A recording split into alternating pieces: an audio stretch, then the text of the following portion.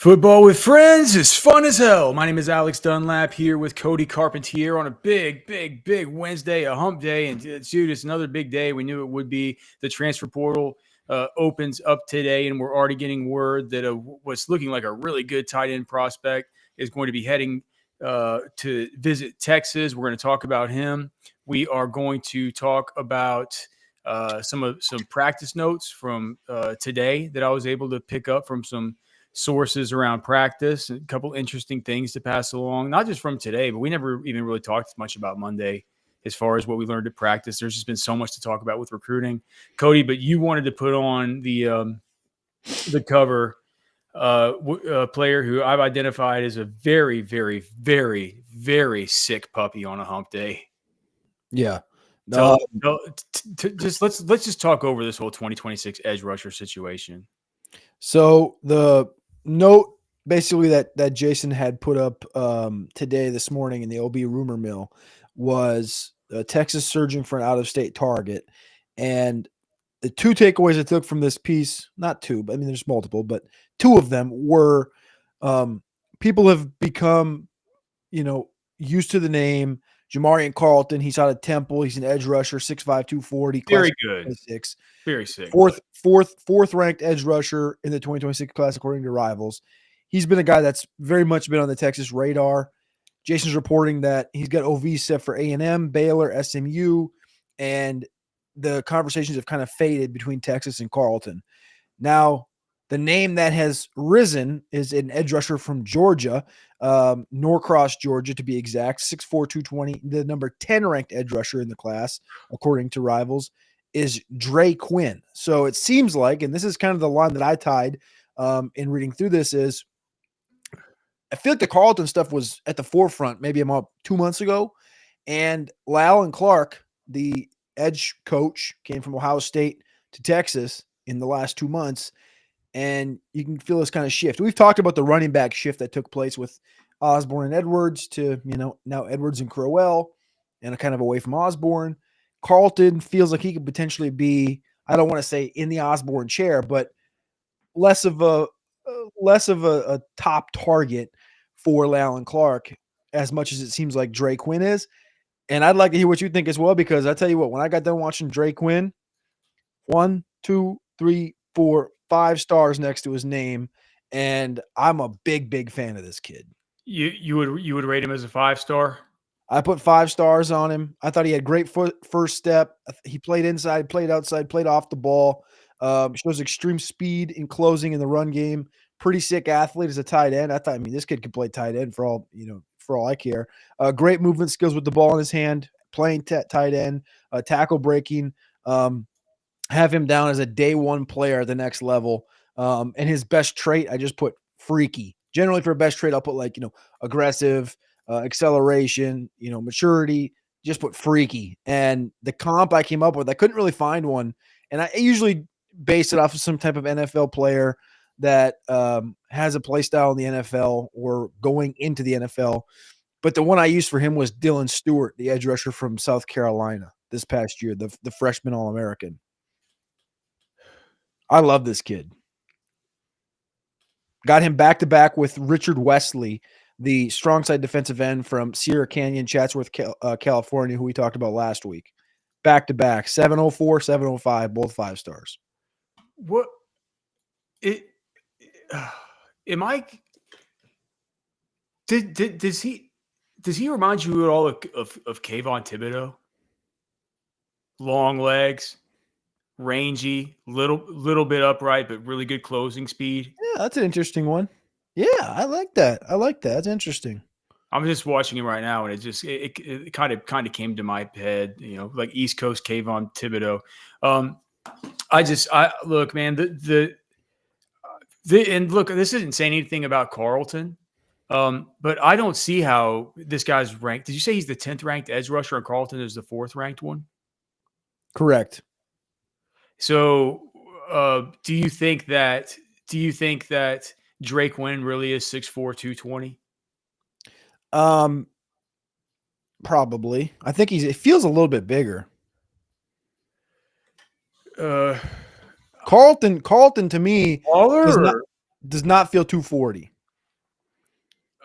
Carlton to me was like, I'll be honest with you, the comp I wanted to write down, I think I might have texted it to you. I put like a Leonard Floyd here, but it's more of like a size type of a thing. More so than like Leonard Floyd is a freak at Georgia, but I went back and watched Colin Simmons' sophomore year film, and he was good, but he wasn't a killer. He was really good. And Carlton kind of reminds me of like a sophomore Colin Simmons light. So I didn't go back and look at his freshman film, but does that make sense? Where like he Well, just feels just because of the first step and the bend and stuff like that. and he's kind of leaner, got some good length. Like Carlton's really good. Don't get me wrong, but when you're comparing these two kids, it's I think Drake Quinn has next level explosiveness. yep. I think he's just super quick off the snap. I think just for it, and it's weird whenever you watch his huddle and you get the shots from kind of like right behind him as he's getting up after making a sack or something like that. He's doing the stuff where he's just doing a celebration stuff. You look through you look at him through his rump and his legs and up through his abdomen from behind, and you're like, man, he's still a little bit slight, but the way that he could just get into a 5 technique, 3 technique at times where he's hand fighting with these guards, like the level of play strength that he shows, even when he's like nowhere near developed yet, as far as a 6'4" frame. It's like, to me, whenever you couple that with the explosiveness, the first step burst, I can't tell whether it's the play strength or whether it's just the way he comes into engagement with being so explosive, where he doesn't really even need to keep good pad level. And we've talked so much about these Georgia guys and about level of competition and stuff. It feels like Norcross, that's Atlanta area, right? Greater Atlanta Christian High School. Yeah, dude, so many great players come from around there. I look at him versus Carlton. I'm just like I said, I'm not saying that I think I've been super impressed with Carlton too. I think Texas would benefit from getting that guy. I think Texas would benefit from getting this guy. And if you were to ask me which one Texas would rather have, I'd be like, man, pick your flavor, dude. Like they're a little bit different, but I don't care. Yeah, I truly don't. If you get one, it doesn't feel to me like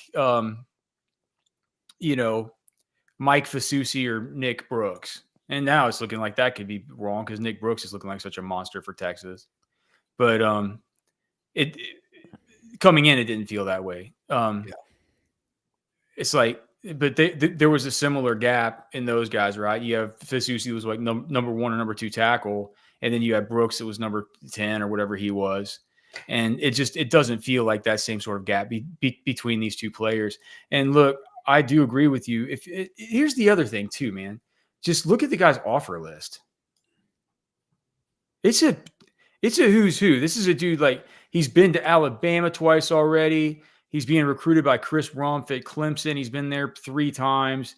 He's been to Georgia 4 times. That would make sense because he's already been there. But he's got offers from the whole SEC, right? He's and then all the Michigans and the Miamis and the North Carolinas, the Notre Dames, the Ohio States, and then that's when you remember Ohio State had offered him. How much does that have to do with it? Like, how much could there be any kind of Alan Clark connection there? I'd bet money on it. He's got an official on the 13th of June. Yeah. Carlton does not have one scheduled yet. I don't think Xavier Griffin Haynes has one scheduled yet. Xavier Griffin Haynes is another one of the edge rushers in the class. He's from North Carolina. He's got like 5 other officials scheduled. And he was last in Texas. I can't remember the last time he was. I feel like it was in the last 2 weeks. But the top 4 guys that I have graded at edge right now is Quinn, Carlton, Haynes. You have Quinn as number 1. No, I have Anthony Jones number 1. He's number 1 in Rivals as well. They're not that far apart though. It's definitely not 1 to 10 from Jones to Quinn. Anthony Jones is from St. Paul's in Mobile, Alabama. 6'3", 240. The difference between really the group of these guys is if you turn on Anthony Jones from St. Paul's in Mobile, He's like 6'3", 240. Kind of looks like he's about 6'3", 250.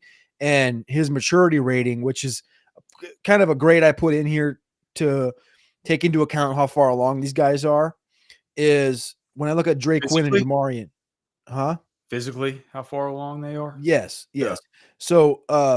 So Drake Quinn's at like a 5.6, Carlton's at like a 6.2, and Anthony Jones is at 8.2. Oh, So like I just think Jones is that should just give you an idea of like how far on a scale of 0 to 10, how much further along he has advanced physically when you turn on that tape for Anthony Jones, because he looks like a guy that could have reclassified physically and played in this class.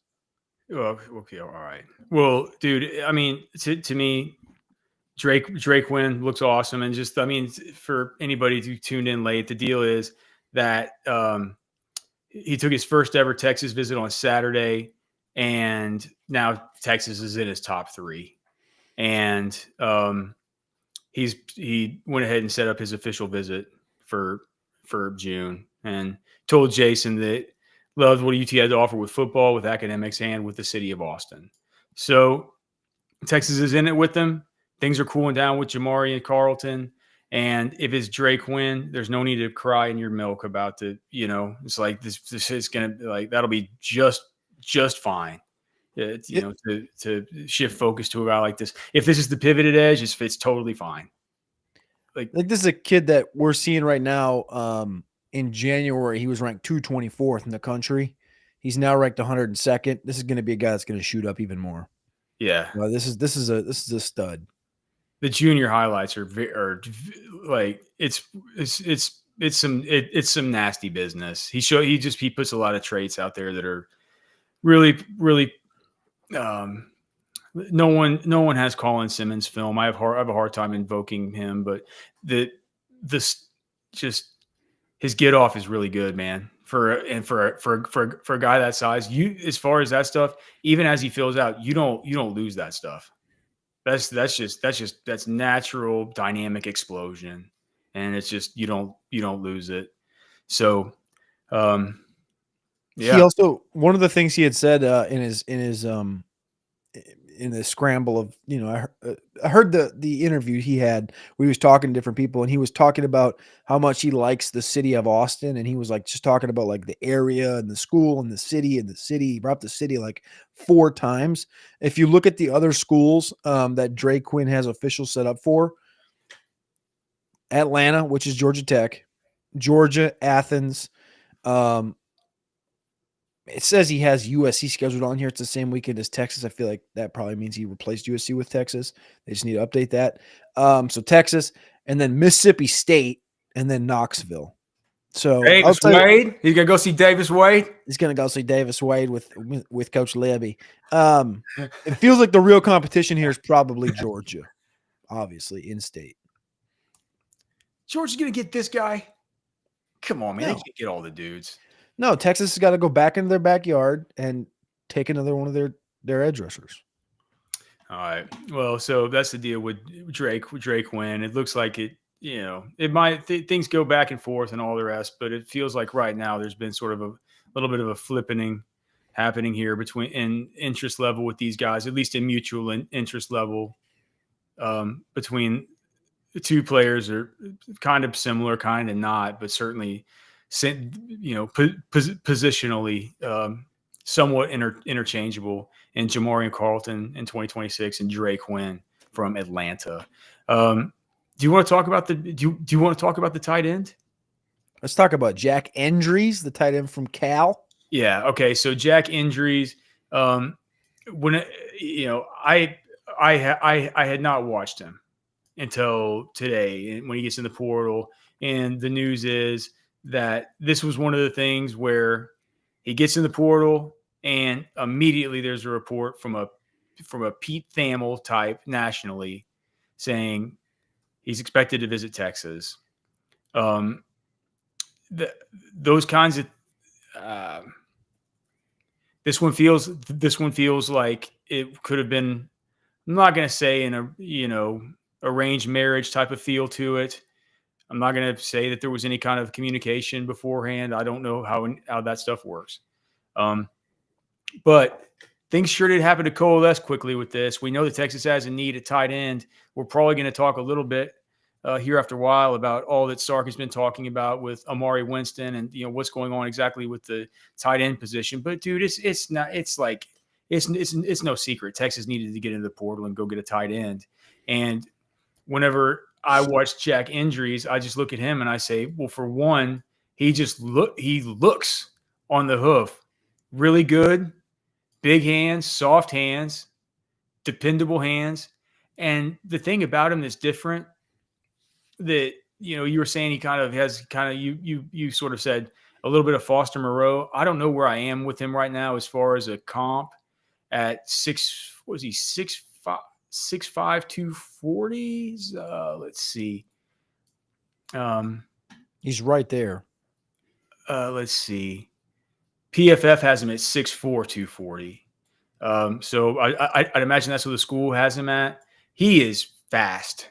I mean, he's fast. He's got, I don't know exactly how he's going to test, but as far as his like flying, his flying 20, it's going to be fast because he pulls away from people. He can pull away from pursuit angles. If you go and, I haven't put on any of the all 22 yet. All I did was just, before the in between working out and doing the show, I just put on you can just type in on YouTube Jack injuries highlights, and he's got a 9-minute 2024 highlight reel, and it's not going to be all 22, but it'll give you an idea of what he can do at the height of his powers. And what it is he's a chain moving volume tight end who, I don't know if he was the heart of the passing game, but certainly the heart of so many of those route concepts ran off of him. He was like, it's weird how often he was the first read, at least in the highlights. Well, that's one note I would say right off the hoof is off the top is that his quarterback Francisco Mendoza is at Indiana, and that's what I've read is the number one team that's a threat is to him to reconnect with Mendoza at Indiana. Okay. Well, dude, Texas shouldn't let that happen. Yeah. Like, they should go get Jack injuries. PFF's cockamamie. I think that they're whatever, but whenever it comes to players that for other teams that I don't know, I feel like it can tell us a little bit, right? So if we look at the tight ends who had at least 20% of the leading target getter last year in college football as far as targets, which was Harold Fannin Jr. from Bowling Green, who's going to be drafted this year. If we just look at their PFF grades, their receiving grades, he was number 8 out of 86 qualifiers. So it's like that. I don't think it means much, but I think it means something. I also think it means something that he had on 56 catches. We talked about he looks like this kind of chain mover, Mr. Dependable. Just throw it at him whenever you need it. 33 of his 56 catches went for first downs. As far as it only,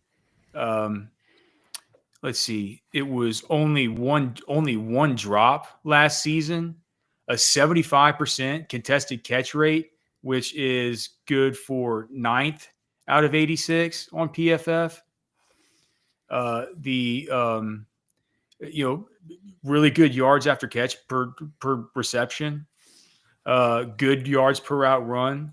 As far as the passer rating when targeted, let's see, that was another one that was pretty good. He was top 25. It was like Tyler Warren, who's just considered the all-world tight end, checked in at number 24. We're talking about a 120.9 passer rating when targeted versus a 120.2 passer rating when targeted. But even if we just look at the cockamamie PFF grades, the guys who were ahead of him, Harold Fannin Jr., Tyler Warren, Colston Loveland, Eli Stowers, Max Clare, and then a couple of guys who I don't know, like Terrence Carter from Louisiana Lafayette and Tanner Koziel from Ball State. Mm-hmm. But Fannin Jr., Tyler Warren, Colston Loveland, Stowers, Max Clare. 2 of those guys are going first round, and Warren and Colston. Harold Fannin Jr., probably a day 2 pick and the most prolific tight end statistically last year in all of college football. Max Clare, the guy from Purdue that everybody wanted. And then it's like there are guys like if he was 8th by PFF, Terrence Ferguson from Oregon was 13th. Oronde Gaston from Syracuse was 10th. Elijah Arroyo was 17th from Miami. Gunnar Helm, 21st. These are all day 2 considered tight ends. Where do they have Mason Taylor? Mason Taylor, 28th. So look, I hate these grades. I don't know what they mean. But you put it together with the eyeball test. You're like, man, if you can get in there, get this thing done pretty quick. I think it's. I mean, like, what's not to like about this? I think he's got 2 years of eligibility. Is this a? Let's use context here. If Golden got 200,000 and Bond gets 900,000, you need tight end pretty damn bad. Is this a $300,000, $400,000 tight end? Let me just check this one thing real quick. Would you go 3? I think I'd go 3. He was a sophomore last year, so he'll have 2 years of eligibility. He's got 2 years of eligibility. Okay. What are you asking? If how much money? Would you go 3? Somebody on Orange Bloods is asking, pay him whatever it takes. IMO. Then in quote, and then parentheses he goes 2 million ? You're paying more than anybody else on the team. That's why Orange Bloods is so great. I got $50. I wonder how much Max Clare got paid. That's a good question. Think you pay? I think you pay this guy about what you paid Emmanuel, or not Emmanuel Mosley. I thought you were about to say Amari Niblack. I mean, pay him more than you played Emmett Mosley the fifth. I said Emmett Mosley the fifth. I thought was $200K. The more you think about it, man, they might have gone 300. I think $300K. Because the market's different than it was a year ago. Yeah. So 200,000 last year might be 300, 350 this year. Yeah, I think 300, 3 to 400K. Give the guy a little bit of cash in his pocket. Send more to Vanguard Auto Group to get some kind of Dodge Ram. Shout out, no free shout outs. Yeah. Or send him, wherever. That's a joke. Speaking of people, but somebody who actually pays us for shout outs is Texas Beef Traders. Texas Beef Traders is the most delicious beef that you ever have, man. It's a vaccine free, antibiotic free, steroid free. You want your meat to be free of antibiotics. You really do. It's what's going to happen if you eat too much meat? Antibiotics. You build up a tolerance to them, and like, what if you get some kind of staph infection, and the antibiotics won't even work? You don't want that. You don't need that. Your kids don't need that. Do you know what the kind of nasty stuff that they grub around it in school? You need those antibiotics to work if you ever need them, and you want to feed your kids good, solid protein. I can't tell you the effects that eating local quality beef like this has had on my life. It's had on the family, man. Just eating better, man. It makes you feel better. It helps you in the gym. It helps you with your endurance. Helps your joints. It's just so much better. And you're not only that, you're supporting local farms and ranches. This stuff comes from MTX Beef in Mason, Texas. Comes from Iron Table Wagyu in Gatesville. You guys know Texas Piedmontese and Lukenbach. Go to Texas Beef Traders. You get 10% off. Tell Darren that we sent you. Go in there. Go grab some beers, man. He'll give you beers and stuff. Tell you about the ranches. He'll probably cook you a steak, or he could be cooking Wagyu hot dogs. Whatever he's cooking, he's going to make you some food. Texas Beef Traders, TexasBeefTraders.com. Make sure and go check them out, man. They're our great friends, and of course, we also sell beef jerky out of Texas Beef Traders. And if you have an order in right now that's outstanding, thank you for that. The packaging got back in this week, so we'll be getting those out. But you guys really run us through that stuff. It's the hot honey that they ran us out of last time, Cody. That's become the big time most popular bestseller. Is there going to be any available that you're going to be able to bring to Tampa next week? I don't know. It's on the 15th, so I got to. Oh, yesterday's the 15th. I got to go in there and do the monthly settle, so I'll ask him. But yeah, I'll pick up some meat for you and bring it in there, and I will. I'll bring Bring some sticks. Bring some beef jerky and some beef sticks and stuff, man. It's gonna be great. Anything else about the tight end situation, or? I mean, no, I thought David Keith Williams had an interesting comment. He said, considering his production, he could be the SEC's best tight end. And then if you pull up just off of PFF alone, like outside of Eli Stowers, the kid at Vandy, like there's really nobody else in the conference really that's top 20 that's returning to college. So he could immediately walk in there, and his numbers aren't that far off of Gunnar Helms from last year. No, isn't what's his name coming back for Georgia? Who? I forget. Don't they have that tight end that's like a Lawson Lucky? You talking about that big donk? Yeah. Oscar Delp? Yeah. Or wait, he's not that good. No, Delp. No, wasn't Delp. Delp's not that good. Or am I thinking of Culp from Washington? No, Oscar Delp is the big ogre from Georgia.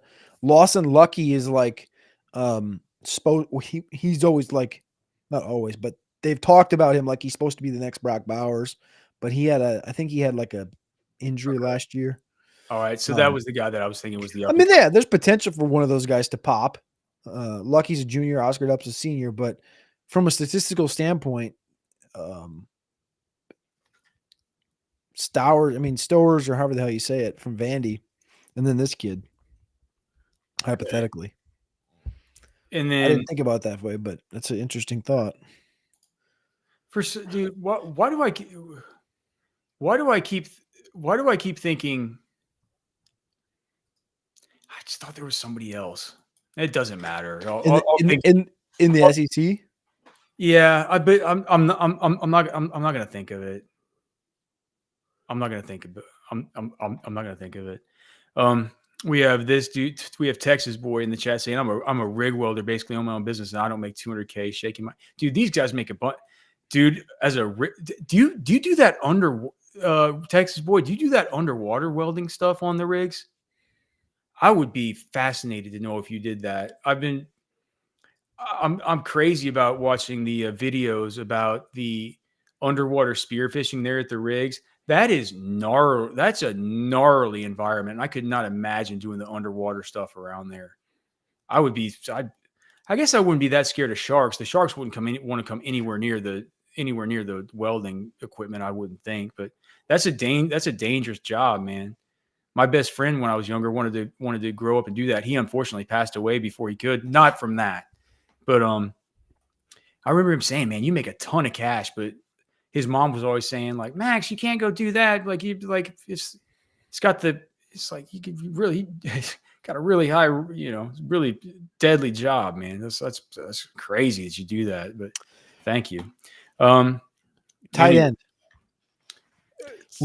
Luke Haas from Arkansas. Yeah. Well, they really liked him last year. He transferred to Ole Miss.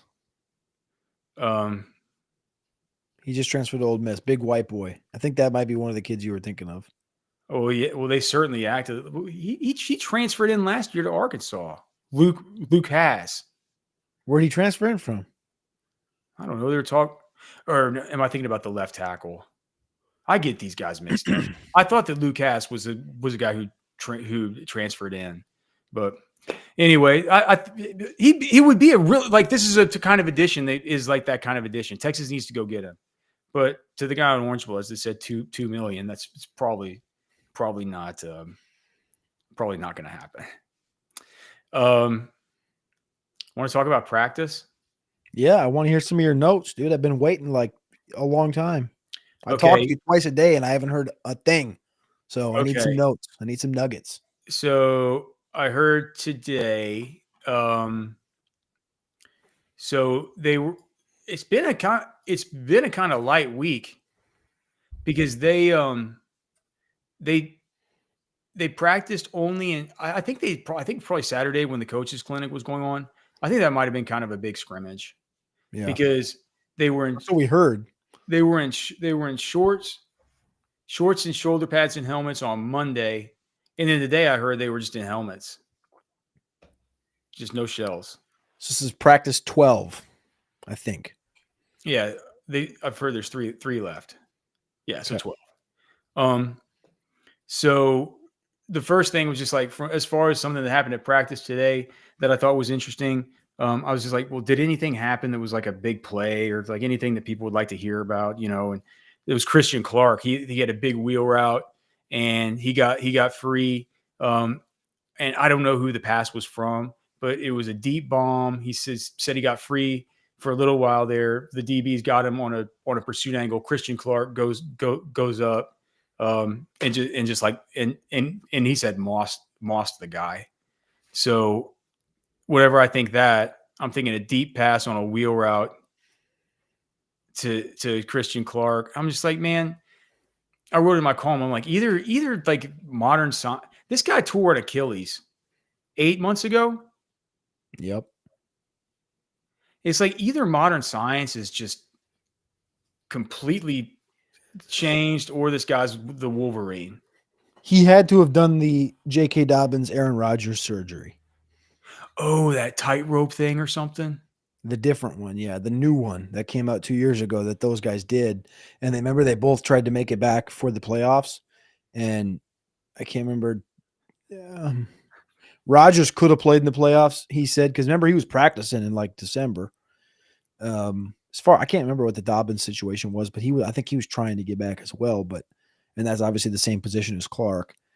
Yeah, I don't know if you'll ever get that information out of him unless they make him available in availabilities, but which is unlikely probably this year unless he becomes a starter. But it's fascinating to say the least. And the more you hear about Clark and Simon and these guys, like, they expect Baxter to be back by the fall. And like, what Trey Wisner is and Jarrett Gibson is, it's like, I'm team don't acquire a running back in the portal, period. No, you don't get no, they don't need one. They got dude. But I'm just saying there's people out there that are saying it.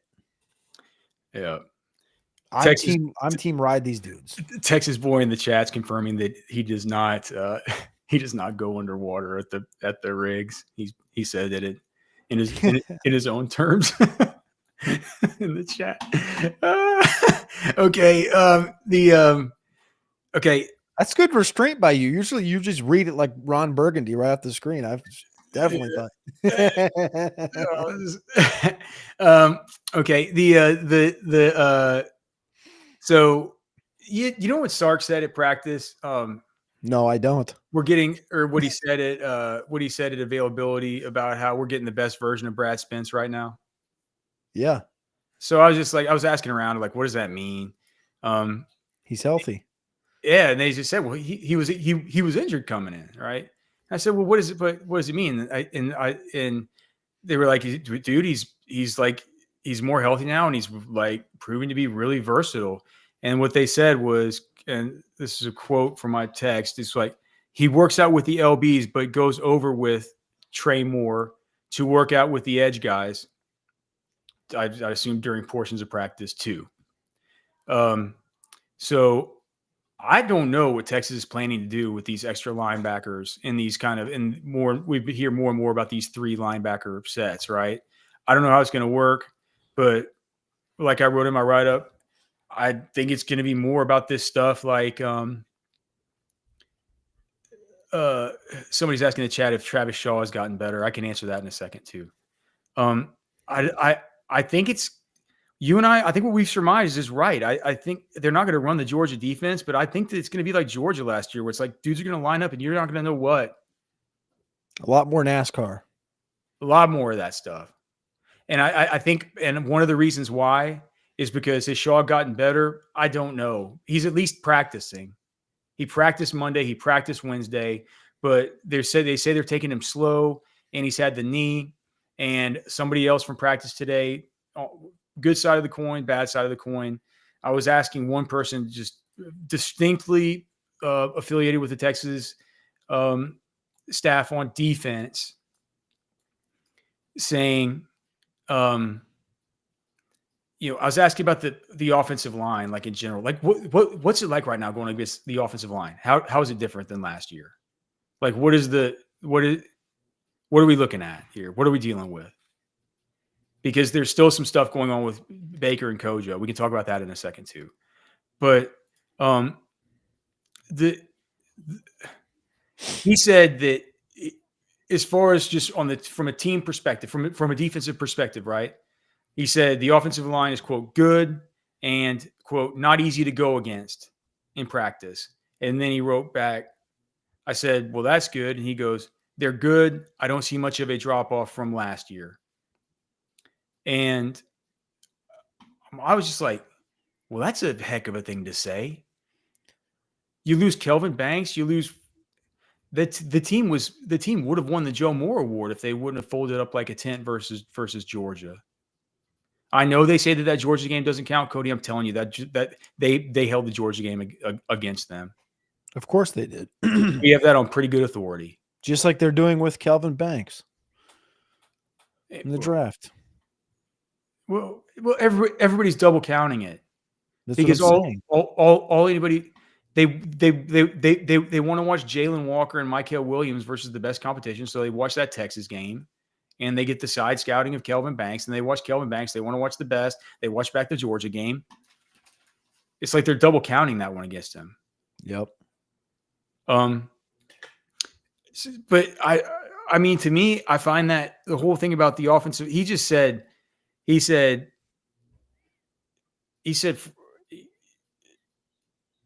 not as confident in the defensive as a guy that thinks about things from a defensive way. He says he's not as confident in the defensive line as he is in the offensive line. I think which is kind of wild. He just says, I think we need another guy or two. Now that's the interior defensive line. And I'd heard that before, people saying that they'd like to add another one of these guys in the portal. What I will say is they have not been able to get a super good handle on exactly how this thing looks with the addition of Shaw and with the addition of Justice Terry, just because those guys were banged up to start this thing. Right? It's like these 2 days, and these 2 days have been shoulder pads and helmet, and then just shirts and helmet. I've heard they've both been out there, but it's hard to get a good eval, So it feels like this spring was a super important time to see how those guys look and how they're doing. And it feels like they have gotten a good look at the Hero Canoes and the Cole Brevards and the the Alex Januaries and stuff like this. What's his name? Myron Charles and Josiah Sharma. But Melvin Hills. Right. But as far as looking at it through the standpoint of, I think obviously Justice Terry and Travis Shaw would be major parts of that, putting that whole puzzle together. And they haven't been able to really see what it's like with all those guys. And so maybe that could be leading to a little bit of saying, like, I don't really know what we have with the defensive line.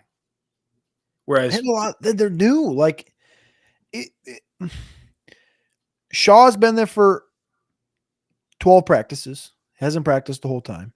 Brevard's been there for 12 practices. Canoe's been there for 12 practices. Charles, Sharma, and Terry have been there for 12 practices. The only defensive tackles, and Terry's been injured, like you said.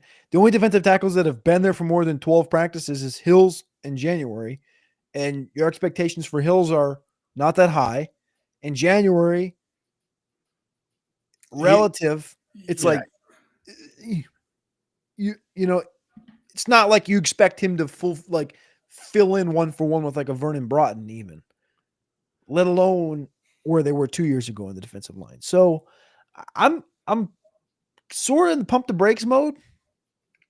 Like I get the thought of like, they got to go get another body. They got to.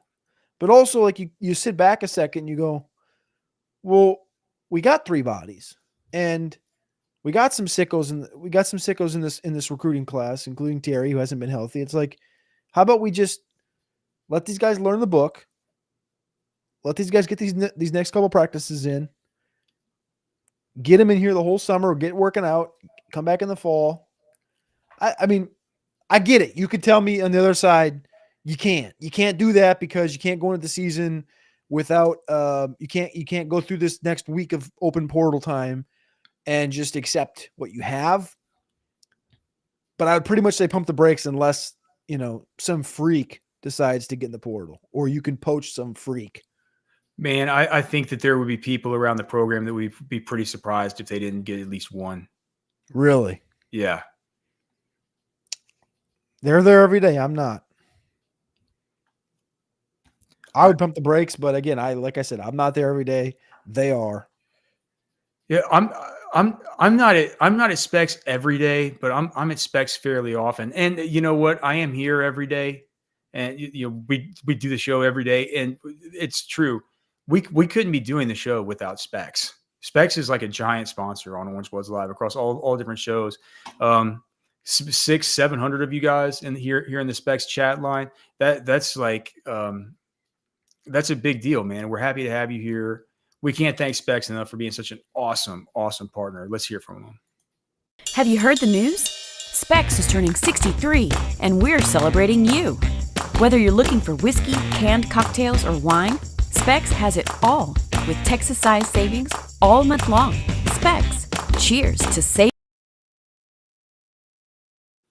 Yes, football with friends back here on Orange Bloods Live. Alex Dunlap, Cody Carpentier, bringing you up to date on all the news around the SEC, NFL draft, Texas Longhorns, fantasy football, dynasty football. Man, we talk about it all, but right now it's a pretty heavy Longhorns day. We're gonna have to probably do a mock draft or something pretty soon, though, Cody. Maybe next week. You guys are gonna have to you guys generally we like to flavor it with a whole lot of Texas and just a little bit of this other stuff, man. But we're gonna have to do a mock draft show coming up here pretty soon. Hopefully, people will still watch. But yeah, as far as the rest of the Texas stuff, I mentioned it earlier, Cody. But dude, I don't know really exactly how to say it. Just on the whole offensive line tip, I I I I don't think that the right tackle is going to be settled in the spring. That position battle, I think, is going to continue into fall between Andre Kojo and Brandon Baker. And if I'm being completely honest, from these last two practices I've heard about, seems like I've heard more about Kojo running with the ones than Brandon Baker.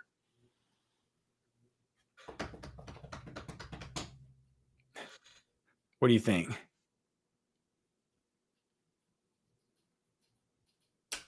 I'm don't really have a lot to say. I'll be honest with you. I'm kind of at a loss for words. What about this prediction from Jason? Jason predicted his 3-2-1 column that Nick Brooks would take over the starting right tackle spot this season. Hot So take? I read that, and I also remember you and I having that conversation on Monday. Because, like I said, Sark said Kojo, Baker, and Brooks competing, remember last week. And that might be the answer. The answer to the test might not be Baker or Kojo. It might be this freak of nature, this Orlando Brown. He really does look he really does look very good. He might just, I'm done even mentioning him in the write-ups when people talk about him because it's like I've just talked. It's you get it every. It's like the Parker Livingstone. It's like people. I'm just like, all right, can we talk about somebody else? Because I write about this. I've written about this guy every time. Yeah.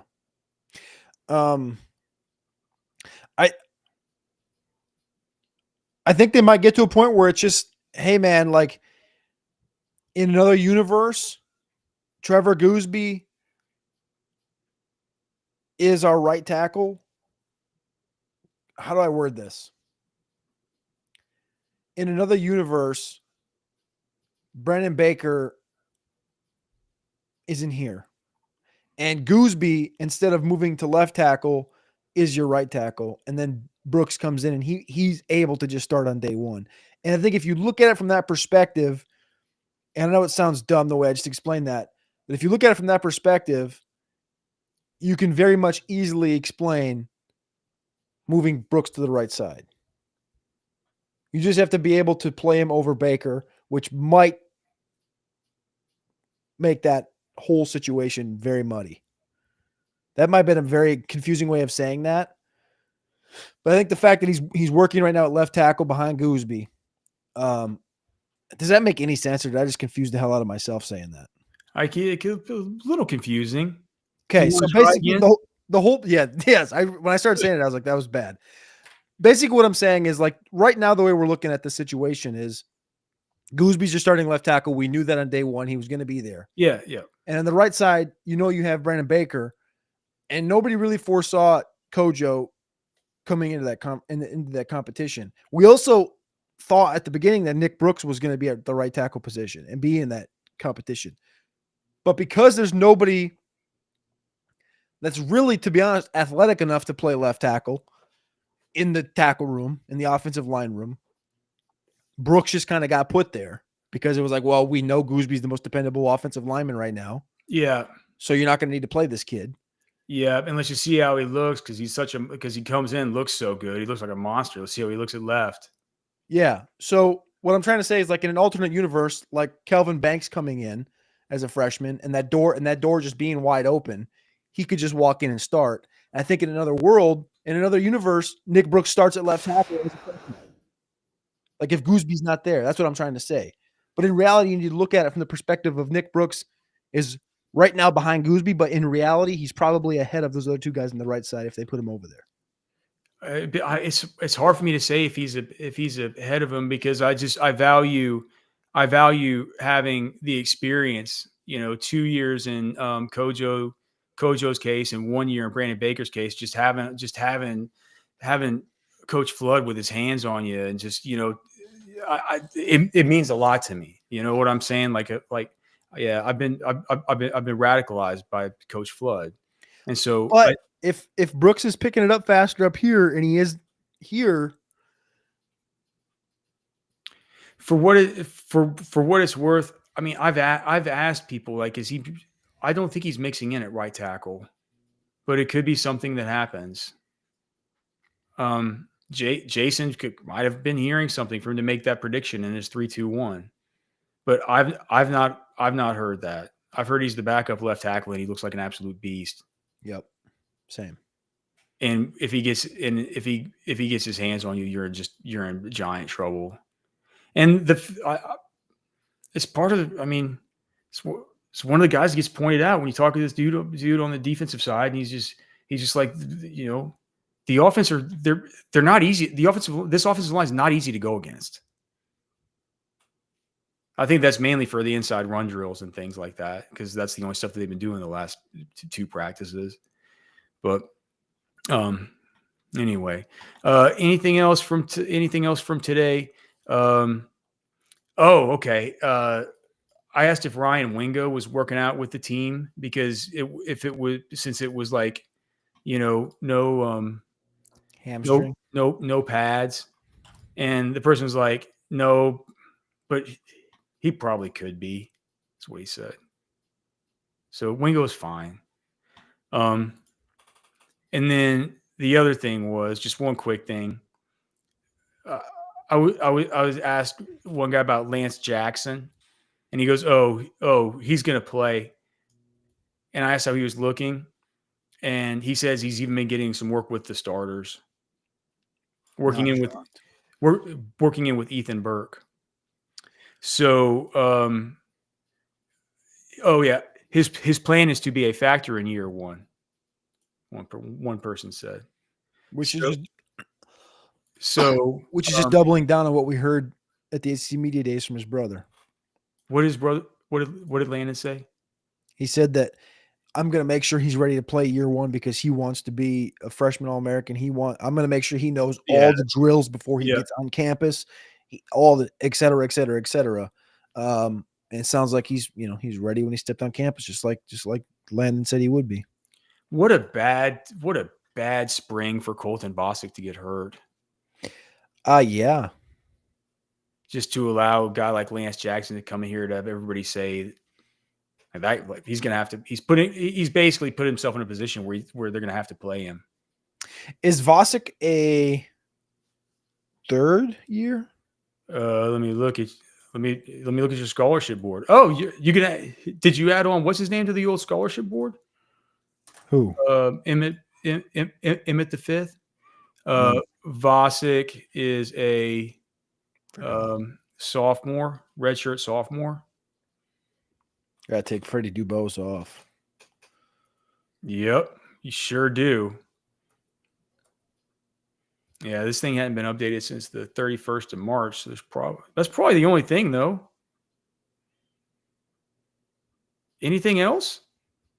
I think it's just him for now. Okay. Yep. So redshirt sophomore. I don't know, man. It's like it's never gonna be easy at a place like Texas, but I trust this person pretty implicitly that says Lance Jackson's gonna play. So it's good, right? It's good. We'll see what happens with Colton Bosick.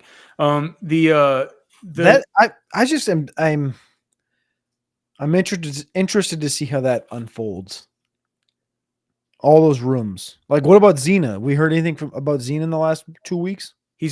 Zena hasn't been practicing since last Thursday. Okay, so I must have missed that. Yep. So Zena's not practicing. Colton's not practicing. Justice is just getting back. Practicing well, he's practiced a little bit, but he's been at the last 2 practices, I heard. Okay. But it's impossible to keep up, Cody. It's like, I mean, I wish we were able to go to more of this practice, but we're having to rely on just text messages and trying to just parse things out from different people just around the program. And I have to start covering the Clemson Tigers. Do they open up all of them? They've opened up like 9. I don't have an update on Bo Barnes, Football Junkie. He's asking how Bo Barnes is looking. But I'll ask. That's a good question. I'll ask about Bo Barnes. I know Ant Hill said today in his availability that Bo Barnes was a player who he had taken under his wing.